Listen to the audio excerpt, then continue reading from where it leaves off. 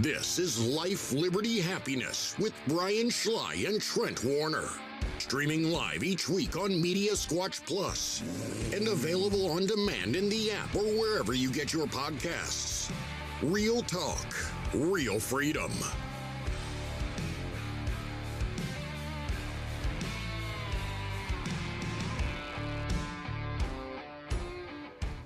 All right, everybody. Welcome to another episode of Life, Liberty, Happiness. I'm your host, Brian Schley. Welcome to the Counts Realty and Auction Group Towers here in beautiful Bedford, Virginia. Check out latest auctions at countsauction.com. Thanks also to David Hallnaker. Like a good neighbor, David is there, State Farm agent here in beautiful Bedford, Virginia. Along with me is Trent Warner. Howdy. And back there pushing buttons, back from vacation, Got some tan hands pushing buttons. I know. Emma. Hello. The great Scaly hands. Not It's tan. only my legs. It's so bad. It's so bad. I'm glad you had fun. We'll get to that in backwards and forwards here coming up. But a little later on the show, we have a guest on our show, Delegate Eric Zaire. Will be back on the program. Can't wait to talk to him about all the stuff's going on in Richmond. But right now, we'll get to backwards and forwards. Oh, sorry. Hold on. I'm cooking. Hold on. Uh-oh. Okay, there you go. There you go. Sorry, I was trying to fix some stuff. All right. We had a quick volleyball tournament in Roanoke this weekend. Yeah, it was a makeup tournament, right? I think so. Yeah, it was rescheduled, I think. But yeah, it wasn't on my schedule. Let me just put it to you that way. So, yeah, it was a one-dayer, quick. What do they call it? It's not Spectrum now. What do they call it? Is it something I don't different? know what it's called. Oh, okay. I just know where. But to it's go. where the Spectrum was. Yes. Same place Yeah. down in Roanoke. Yeah. Although they kind of messed up the layout. Oh, really? Yeah, you know how they had the courts back to back instead of side by side. Oh, man, that's difficult. It was awful. Like, Passing balls. that and serving. You know how the girls like to have their space. Oh, they were not happy about that. That's But, not good. yeah, so the volleyball season's over. So we're done with volleyball for a while. So now what's the girl that does everything? What's she into next? The Drama. play? Yeah, Another play? Mm-hmm. Yep. So she's doing She gets that from Ashley. Finding Nemo. Bring a little drama. She's fish 4. Ah. Yeah, in Finding Nemo. I said, couldn't land fish 1, 2, or 3, huh? She gives me a hard time. So, anyway, what'd you do this weekend? We took a long weekend with a bunch of friends. We went to the condo in Beaufort, North Carolina. Man, you couldn't ask for, you Nice weather. you get all your friends to go and you hope it's going to be nice weather towards the end of March. And we actually went to the beach, sat on the beach. It just gave you a little feel that spring and summer is coming. Mm-hmm. So it was fantastic. We couldn't ask for a better time. And, the restaurants down there are starting to open up. And Nice. it was good, really good trip. Cool. Yep. Had dolphins and wild horses, and it's just that section of North Carolina, the old fishing vessels and all that stuff around there. It's just a neat maritime place to be. That area is sort of in a transition stage, although I still like it because when we first started going there, of course, you've been going there forever, but I mean, when I first started going down there with you, it was sort of an old town that kind of had been there for a long time. Yeah. Now it's sort of upgrading. It's becoming very, very touristy. Yeah, but yet it still has its old soul to it. It's kind of cool because it's two different towns. So there's the town of Morehead City Yes. and the town of Beaufort. And they're both little small fishing communities. So you get a little bit of it. It's almost like they're split up a little bit. Yeah. You can do one or the other. Cool place. Yeah, really fun. Emma, you were in Florida. I was in the great state of Florida. How was swimming in the Gulf of America? Very cold. Was it? It was like cold? shards of ice hitting you.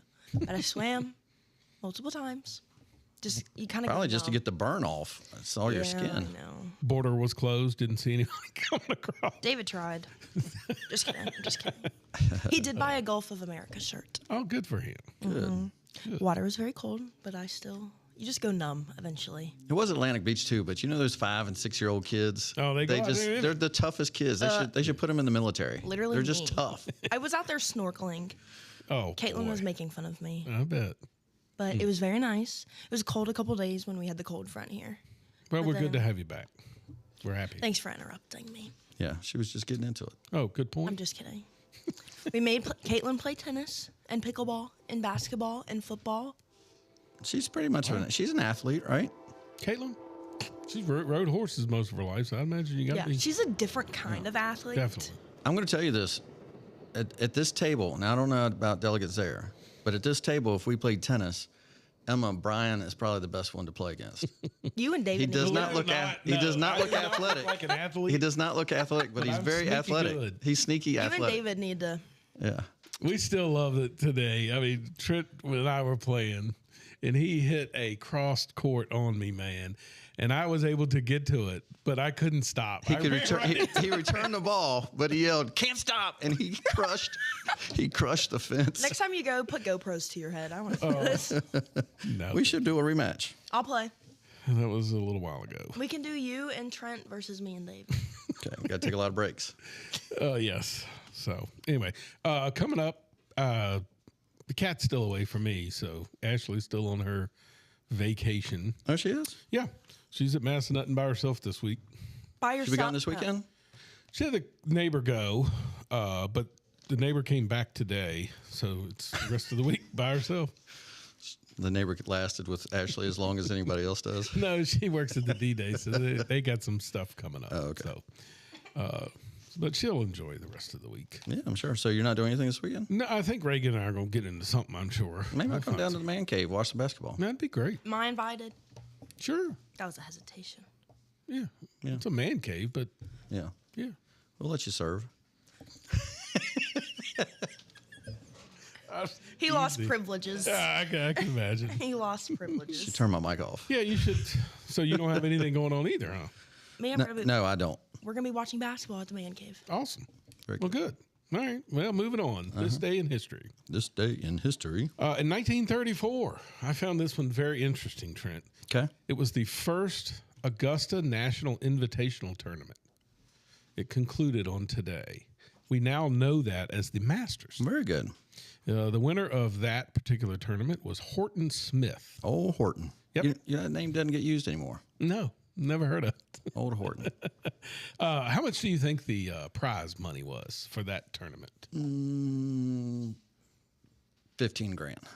A little high. Oh, really? A whopping $1,500 Oh, really? was the very first prize for the Masters Oh, wow. back in 1934. So What are they? Side note. What are they doing on TV now with the simulator thing and golf? Have you seen? Yeah, that? it's in it's Forest. the indoor. No. Oh, you're talking about the competitions on Yes, ESPN? yes. Yeah, yeah. Indoor golf league. Yeah, That's They got I love the that, pros actually. playing.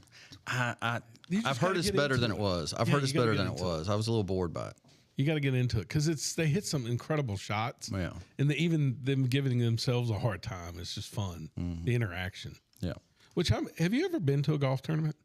I mean, it's remarkable that they don't promote. Like most sports, you want people to go watch it live. I don't think golf has ever tried to promote it enough.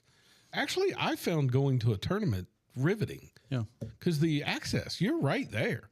Yeah. Like there's nothing between you and a golfer other than a rope. We went to the Live Tour, maybe it was 2 years ago. Oh, that's right. But we went up in Homestead, right? The Homestead, yeah. Yeah. No, not the No. Homestead. The one in West Virginia, Greenbrier. Greenbrier, yeah. And we would just know, well, there's Rahm Emanuel. Not Rahm Emanuel. There's Rahm, the guy from Spain. And all the big guys. Yeah. And so we would just go to the next hole and just wait on them, and they would literally be from me to you teeing off. Yeah. And it was fun. That's where I first learned that Phil Mickelson was a big dude. Oh, yeah. I saw him. Like I had no idea how big that dude was until Yeah. up front. Yeah. All those guys are pretty svelte. All right. In my history, Yeah. the first section of the Washington Metro opened up. Oh, wow. What year would you think that was for the first section of the Washington subway? I'm going to go 1968. Oh, that's much better than I thought. I thought it was going to be like 40s or 50s or something that they had it dug. What was it? 1976. Well, that's close. Much later than I thought. Yeah. Huh. All right. All right. Special guest appearances brought to you by State Farm. Need insurance in Bedford? I'm David Honecker, your local State Farm agent. Whether it's home, auto, or life insurance, we've got you covered with personalized service and great rates. Let us help you protect what matters most with the reliability and trust of State Farm. Call us today at 540-586-8194 or visit our office that is conveniently located at 1232 East Lynchburg Salem Turnpike in Bedford, right beside the Walmart. We are your go-to State Farm agent. Like a good neighbor, State Farm is there. Call us today. All right, we welcome in our guest for today, Delegate Eric Zaire. He represents the Campbell County. Your district is pretty big, isn't it?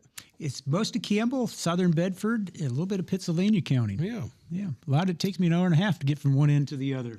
Oh, well. Well, thank you for coming back. We figured with all the commotion that's going on in Richmond, it's good to get the perspective of the person that's in the middle of all that chaos. Well, it's good to be back here. And yeah, there has been a little bit of, it felt like chaos, but maybe organized chaos, you might say, when you've got a different situation this year. The last 2 years that I was there, the Republicans, I'm a Republican, we were in a very slim minority. We had just one seat short. This year, we were 13 seats down. Wow. Made a big difference. There was nothing that Republican was going to get through that the Democrats didn't want to have get through. So it was frustrating at times, but I also learned how to work around it, and we got a little bit done. Yeah. So I think best probably just to dive in. Sure. I mean, obviously, the election did not go our way. I would say that. And so you kind of, I think for most people, you kind of knew what was coming, kind of the way the election went. But I don't know that we expected it to go this quickly, I think. Yeah, historically, when Republican is in the White House, you're going to lose seats in the state level. Okay. We didn't expect the blue wave that happened this year at the Okay. state level. We lost seats that we should have held. We never expected to lose, and but the good news is we are starting to build back already. We had a special election just 2 weeks ago over in the 98th district. That's on the eastern shore, and the Republican candidate over there won by a margin unanticipated. He won that district by even more of a percentage than Trump did. Oh, so That's good. It indicates the level of angst in the voters about what's going on at the state level, that voters are seeing what the Democrats are pushing through, and they're saying, we need to turn course here. Yeah, I think I'm confused on the biggest confusion for me was how anybody thought that by electing Spanberger, you're going to somehow end up with a moderate Democrat. I mean, I'm not sure where anybody thought that was actually going to happen. And even let's just say that Spanberger was a moderate, which she is not. But let's just say that she was. There really isn't a choice for Democrats. They have to push through with the legislation that their people put them in there to push through, that they presented the last 2 years when they knew it was safe to present because they knew that Governor Youngkin would veto it. Well, this year, they've got the House, they've got the Senate, they've got the governor's mansion. There's nothing to stop. There's no excuse. So they had to push through with things that I think even they were a little bit embarrassed. Yeah. Some California Democrats are blushing at some of what went through in Virginia this year. That's what it feels like. Well, let's talk about some of them. So the question I have, I just had Senate Bill 322, which basically I think joins other states in being able to eventually get to a popular vote. Okay. Is that something that, I mean, do you see all of these bills, I guess? Yeah, every one of them came through. Now, some of them could have gone through the Senate, and I would have not seen them on the House side. But that one I think it had what we call a cognate over in the House side. So, yes, that one came through. I was a definite no on that because I've seen what happens, with the popular vote. Our founders set us up as a republic for a reason. Yes. And when you bypass that reason, sometimes reason doesn't prevail, and you get people elected that shouldn't be elected. So one of the questions I have had about that is we're joining other states. And by joining other states, eventually, I think that would allow the national election to basically change over to a popular vote, right? But you have to have so many states join that. So my question is, when Republicans gain back control, is that easily undone? That part, probably not. Because once you join other states and you form some sort of coalition, you've got, laws regulating that coalition, that union, it's going to be hard to pull out. Not impossible, because we have to exert Virginia's sovereignty too. Okay.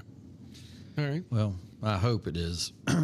One of the frustrations I feel like, sort of like Spanberger, what you guys have alluded to, she sort of ran the Biden campaign of being in the basement, had maybe a couple issues that has come out that they've passed that she campaigned on. But so much of this stuff, there's not a single chance that they campaigned on it.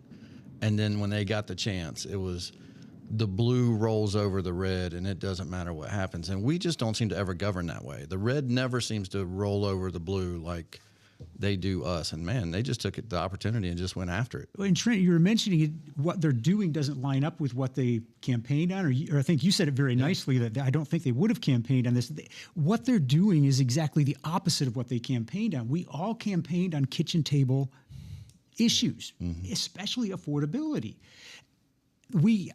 August, September, October, November, we're all out there campaigning on we're going to make life more affordable for Virginians.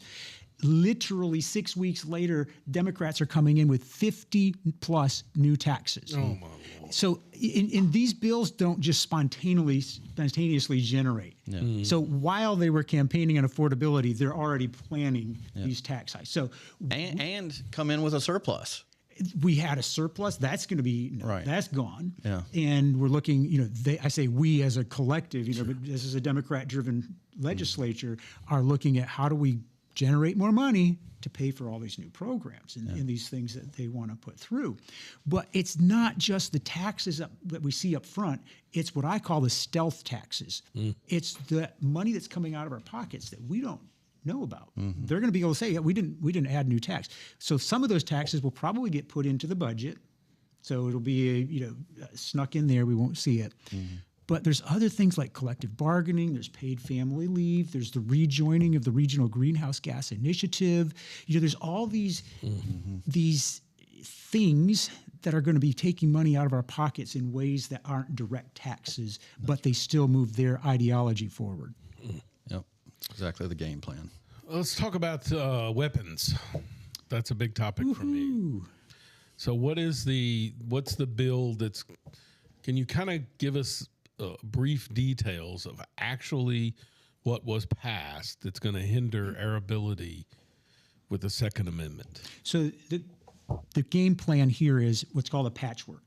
So they did not come at it with, we are just going to do away with the Second Amendment, but they came at it with a little bill here and a little bill there, a little infringement over here, and then the plan will be to build on those rather than just going directly, which, there would be such a backlash if they just directly said, we are just going to outright ban guns. But, some of them, for example, I remember giving a speech on the floor about how one of these bills, you can have an 18-year-old, 19-year-old, 20-year-old. He's off in the military. He's carrying an M4 to defend us. But when he comes home, we're not going to let him buy a pistol to defend himself at home. Because apparently to the Democrats, if you're under 21, you're too immature to have a weapon. Wow. That was one of them. Another one, they started out, they wanted to make any magazine that holds more than 10 rounds. They wanted to classify that as an assault weapon or an assault weapon. And so, of course, we gave a lot of grief about that. And the public outcry was what turned them. And they eventually modified it. So now it's a 15 round. You can't buy anything greater than 15 rounds in Virginia after July 1. You can't bring it in. You can't go to your family and take one. So I'm just for my own reasons here. So, I mean, I've got a 9mm that holds 20 rounds. So you are a criminal, Brian. So, I mean, with this bill, I'm supposed to get rid of those clips, or? So if I'm understanding correctly, if you've got it right now, you can have it. Okay. But don't you dare, Brett, buy it after or bring it into the state after July 1. Yeah. And there's the question whether or not you can sell it to your kids or give it to your kids. Yeah, can it be passed Passed down? on. There was a lot of questions around that one. A lot of questions around law enforcement. Historically, law enforcement retires. They get to keep their weapon. Well, okay, now is that weapon going to be illegal? Is it illegal for law enforcement to keep that? No. Will a lot of these end up in court? I think so. So, of all places, D.C. I'm talking Washington, D.C. District of Columbia circuit. I think it was a circuit court recently ruled that they couldn't ban magazines based on capacity, because the logic was, well, wait a minute, if you can arbitrarily say no more than 10 rounds, why can't you arbitrarily say no more than 2 rounds? And if you can say no more than 2 rounds, well, why can't you arbitrarily say, well, no rounds, just you can have one in the chamber? Well, and a judge, I think, went this far. He says, wait a minute. So if you can say we can just have one in the chamber and this is all arbitrary, well, we'll go back to muskets, because at the time of the Second Amendment, they were using muskets. Rational. And so, That's a you rational. can have a musket and Yeah. it's not infringing. So yeah, I'm hoping, and I don't know where that's. I'm assuming the NRA organizations like that are the ones that are fighting these things. Yeah, NRDA or NRA, VCDL, they're on the forefront. They are picking these bills apart. They're helping to formulate arguments. They're there testifying on each one of these bills. And I sit on the firearms subcommittee, so I get to see these bills firsthand as they come through. And VCDL and NRA there every time, fighting for what we believe in and what what our founders gave us. So it's a fight. Yeah. And it was sad. I remember one committee, we sat there for 3.5 hours listening to testimony after testimony about why we should ban guns, and just frustrating. What bothers me the most, because Trent owns a cabin in Highland County, and when you're driving out there, you see Creed-Eads signs, right? And you think about it, there's no way. I mean, I've met these people. There's no way you're voting for a person that's going to take away your right to own guns. Yet they do it. And I can't figure out why that is not resonating with. But I think part of it is they're smart. It's incrementalism. That's it's a right. little bit here, it's a little bit there, it's a little bit, get people used to the next level before you go higher, before you reach for that next takeaway. Definitely a game plan. And speaking of that game plan, and I would, before the show, we talked just a little bit here, and I'd like to give you a chance to talk about this. So I think the constitutional amendments that we're going to get to vote for in November are 3 pretty strong liberal stances on things, which is obviously to encourage the base to come in November so that they can also win the House. And now we have this other vote that we're getting ready to do. Does that mean at the federal level we're going to be down 11-1, or are we still going to be 6-5? That's how important the April vote is. But in the constitutional amendments that we're going to vote in November, one of them is reproductive rights, and I wanted to give you a chance to talk about that one. If you could. Yeah, that sounds really nice at the title there, doesn't it? Yes, exactly. Reproductive rights. Everybody wants rights. Another game plan. But, I chastised Democrats on the floor for this one. 3 years in a row, I have asked for a report. I've asked for a study of what really will this amendment do, because voters don't know. And voters are going to go into that poll November. They're going to read the first line. They're going to get the little cheat sheet from the outside for the Dems saying, hey, you want reproductive rights, okay? Just go vote yes on this one.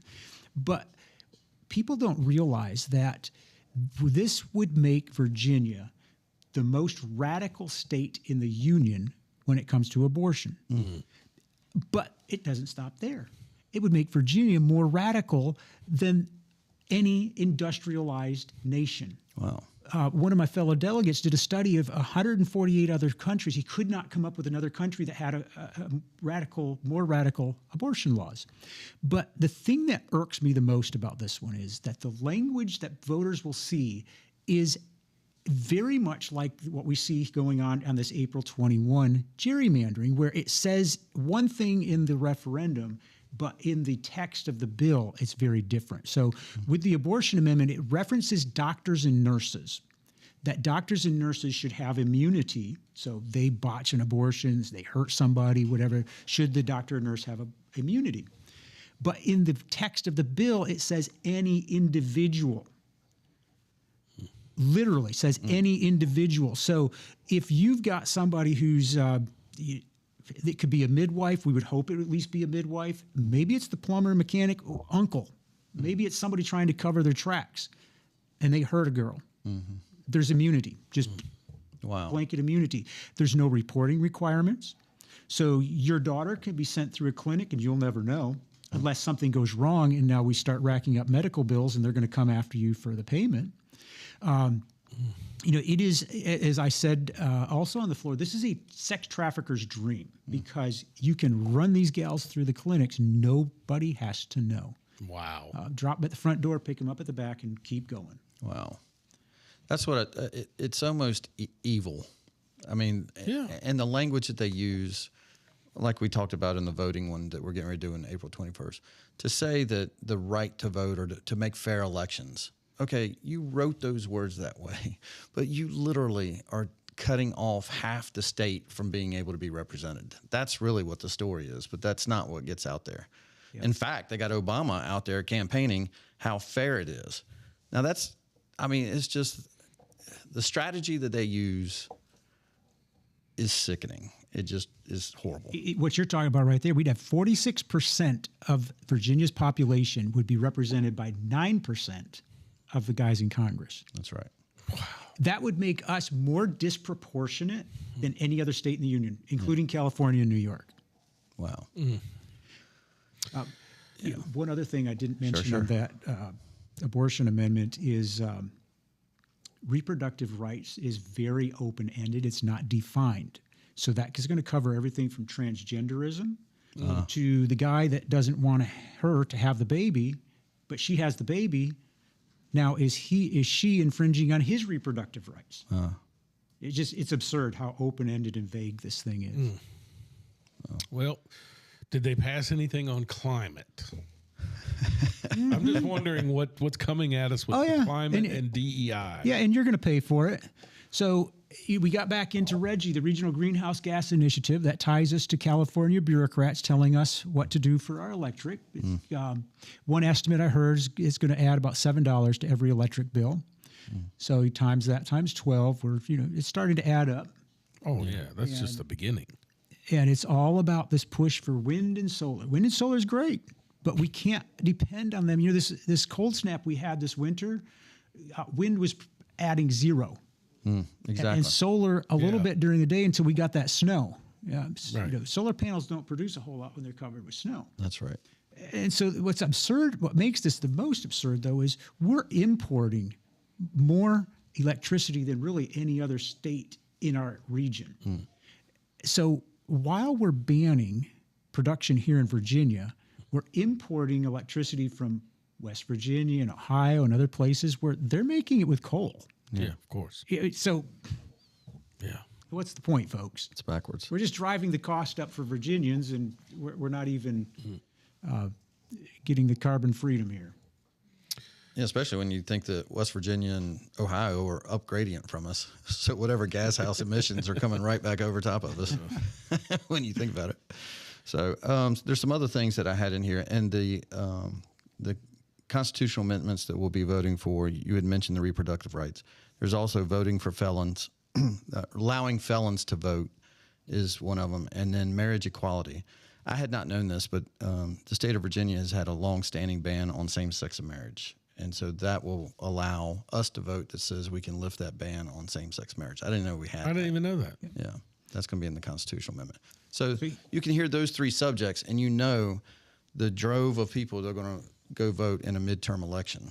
So if we don't win in April, we're going to be in some real trouble. And on that marriage amendment, what people aren't talking about is what it's going to do to pastors. So you've got pastors who are morally opposed to same-sex marriage, and they're going to be forced. They're going to be in a tight spot. There's no exclusion for them. I didn't even think about that. Yeah. Wow. That's one of the tough ones. And then, we all want people to be able to get their life back together and be able to vote. But one of the things there is you got somebody who's killed somebody else. That somebody else isn't going to get their voting rights back. That's right. That's right. So, yeah. Well, before you go, is there any good news you can bring?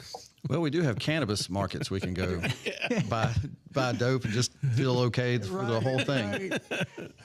Is there any positive news coming out of Richmond? Lots of positive news. Okay, so one of the positives is that people are paying attention like they never have before. And we mentioned this before we went on the air, that legacy media is not the only source anymore. Like, you guys are getting news out in ways that others. I've been, I'm an old guy, and I've learned how to use Facebook and how to put reels out. And so we've seen people engaging like never before. Good. we saw, here's an example of how that works. So last year, Democrats brought anti-homeschooling bills. And we were trying to, really make life rough for homeschooling. This year, they targeted private schools. HB 359 in particular was a big concern. Well, the people that turned up by email, by phone call, by text message, showing up in Richmond, and we were able to get that bill squashed. Oh, wow. So Wonderful. we protected private schooling. Thank Lord. And again, just being able to message and to get the news out, to let people know, hey, here's what the situation is. We voted these Democrats in. Here's what's going on, and people are responding and they're recognizing we need to make a change here pretty quick. I think that's what happened in the VMI case too. That was big news in January when it started. Is VMI losing their governance of themselves to Virginia Union or Virginia State. And without social media and the rallying of the whole troops across state, I don't think we would have squashed that. But yeah, a lot. I got more emails about that one than anything else this year. Trent, how many emails did you send?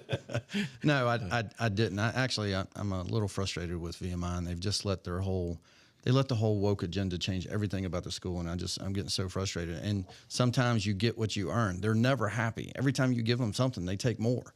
And they take more, and they take more. So you didn't really make them happy when you made all those other decisions. In fact, you alienated us, the people that went there, and now you want help to try to have your own governance. I really have a hard time right now with them. So, yep. Well, thank you again for taking the time out to let us know what's going on in Richmond. We know you're busy, and we do appreciate you coming by. It's a pleasure, and I appreciate the opportunity to let folks know what's going on. That's what this game is going to be all about, is letting people know what's happening in Richmond so they can vote knowledgeably. All right, so we definitely know. We're voting no in April. No, and no. I just did yesterday. You can vote early, so the precinct in Bedford, by the way, has changed locations. If you don't know, if you're going to vote early, it's not in front of the BRWA or the sheriff's office. It's at the Bedford County Nursing Home. You got to go behind there to Parks and Rec, and you vote early behind the nursing home. Good information. Yep. Well, thank you again for being on the show. Thank you, gentlemen. Thank you. Thanks, Eric. At Boone Tractor, we're more than just a dealership. We are your neighbors, serving Virginia and West Virginia. We offer top quality equipment and personalized service to support your farming and construction needs. With locations in Bedford, Danville, Salem, Withville, and Lewisburg, we're always nearby, ready to lend a hand. Trust Boone Tractor, where community comes first, and your success is built on quality and integrity since 1984. Attention, Lynchburg! The biggest selling month of the year is happening right now at Lynchburg Nissan. And that means massive savings you do not want to miss. Drive away in a brand new 2026 Nissan with 0% financing for 60 months on select models. Or save up to $8,000 off MSRP. Upside down on your trade? No worries. We're offering up to 130% of fair KBB value. But don't wait, when they're gone, they're gone. Get to Lynchburg Nissan today, where selection is at its best. And remember, Lynchburg Nissan is home of the million-mile warranty. Lynchburg Nissan. Drive more. Save more. I'm Marty, the Sasquatch Snatcher Legal Man. If Bigfoot wrecked it, I'll collect it. Bigfoot trashed my shed, and thanks to Marty Legalman, now I've got a brand new one and a hot tub. Bigfoot smashed my trampoline, but Mr. Legalman got me a new one, and now Bigfoot isn't allowed at my birthday party. Bigfoot may have crushed my fence, but thanks to Marty Legalman, the only thing breaking into my yard now is Marty. Bigfoot totaled my truck, but Marty Legalman scored me enough cash to upgrade. Now I'm riding smoother than my jump shot. Bigfoot wasn't the only one sneaking into her backyard. Now I'm divorcing Marty Legalman, and thanks to Bigfoot, I'm getting half. Sure, Bigfoot wrecked my marriage, but if he wrecked your stuff, I'll still wreck his wallet. Call me, Marty Legalman. A shed, a trampoline, even an ex-wife. Media Squatch can turn anything into a commercial.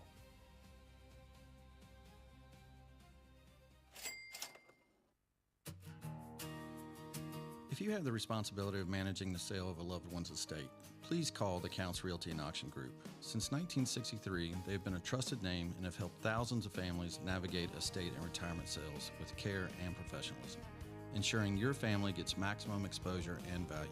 Whether it's your home, farm, vehicles, personal or investment property, you can trust the experts at the Counts Realty and Auction Group. Visit them at countsauction.com or call 1-800-780-2991.